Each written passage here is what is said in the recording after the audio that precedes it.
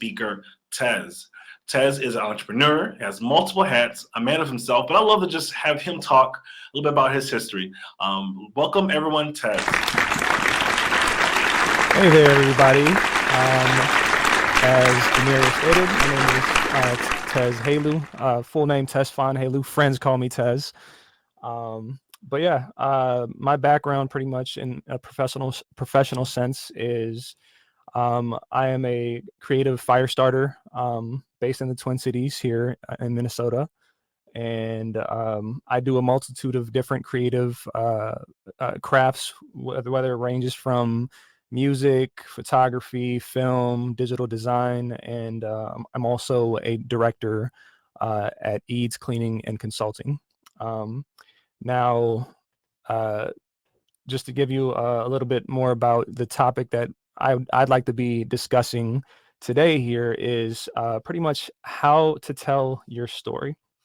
So the biggest misconception about how to tell your story is that it has to be perfected and it has to be, this daunting thing that you have to absolutely know every single bit of information, which necessarily isn't always the case. How I see it is it's something that's live and happening and consistently happening because your life is still going on. Now, the biggest question, another question that comes up is pretty much, I mean, like in the beginning, who is it? Whose job is it to tell our story? Is it our parents, our friends, it just gets confusing because once you become of age, how I see it is you should begin asking those questions to really get to know yourself first, because how I believe everything to be as this global world that we're in today, everything stems back to who you are as a person, your personal brand, how you carry yourself. So if you don't know your story, you don't know who you are, you don't know how to project yourself out into the world, you may not be getting the results that you want out there in the professional sense, the goals and the things that you want to do. You may not be hitting the mark. So why is it difficult to tell our story? I'll tell you right now from experience, just even sitting in this chair, that it's difficult because it requires vulnerability. It requires you to dig deep and be able to find those moments that gave you pain and really, go back through your history from your, teen years to just wherever you are at life. You have to really go backwards to really understand things for yourself. And that requires a lot of strength and vulnerability to do that.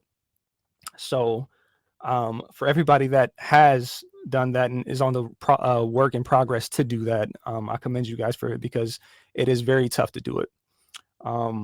So the power of story, as everyone would know, it's how we humans essentially, communicate.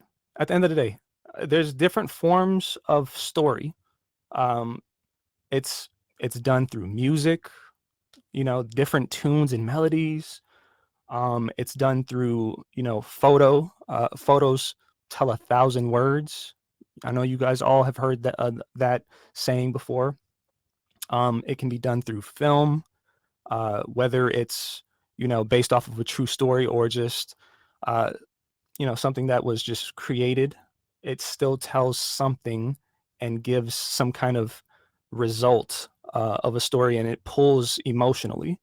And really, how companies really connect with people, whether it's for sales or not, it's down to story and how they tell that story. So we have to be able to know where those key points in our life and everything to be able to mark those things. to be able to tell our stories, more efficiently. So I'll give you guys a few different scenarios for myself, and it's going to be tough talking about this from a personal standpoint because, again, I said it goes back to vulnerability. I personally and my family came from Ethiopia. We were refugees, and we were going from refugee camp to refugee camp. And my father and my family here, we ended up winning a lottery to come to America. We got a sponsorship, me as a little kid going through life, bouncing from one location to another. It was tough, and this isn't even a shot to my father because I love him and he provided everything to me, and the household. But I'm saying from my perspective as a child, I seen that we were moving around a lot from place to place, one school to another. Moved from Minnesota. We landed in Minnesota in 97. We moved to Texas in 2002, 2001. And I began noticing that I couldn't really get to know people and be friendly and have real friendships from a child mind perspective. So I started doing all of that, and I noticed that I would get hurt because I wouldn't be able to connect with people as much. And that was my mentality. So from there, it continued. I was able to pick up a few friendships and long-term friendships along the way, but not as much as if I would have gotten out of that mindset earlier on.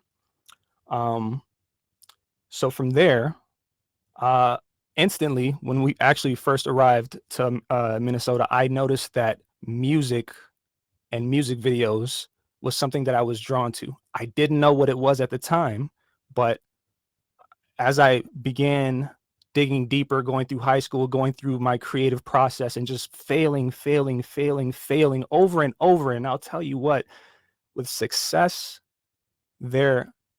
it's not just always wins, never always wins. There are more failures that will teach you more about what you need to learn than the successes that you have. So going through all of that, going through music, photography, web design, all of these different creative realms, to realize that all of it had a tying knot, that all of these realms were storytelling. And I had to bump my head so many different ways and so many different times to understand that I love storytelling. I may not be the greatest, I may not have perfected it, as you guys can see just from me fumbling earlier. I'm not going to take myself way too seriously and be down about it. I'm just going to consistently perfect it as I move forward.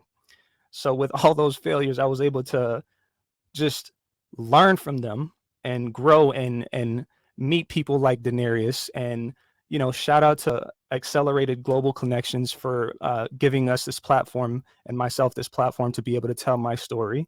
And ultimately, once you get to this point of being open and honest with yourself and knowing what your pains are, my biggest pain was not being able to connect with people and putting myself out there and pushing myself to have the what's the terminology I'm looking for, to have the opportunity to fail. From there, it just becomes about consistency. How many times can you get back up? How many times can you dust your shoulders off? How many times can you constantly practice and not see things as a final judgment on who you are as a person and your abilities to do things?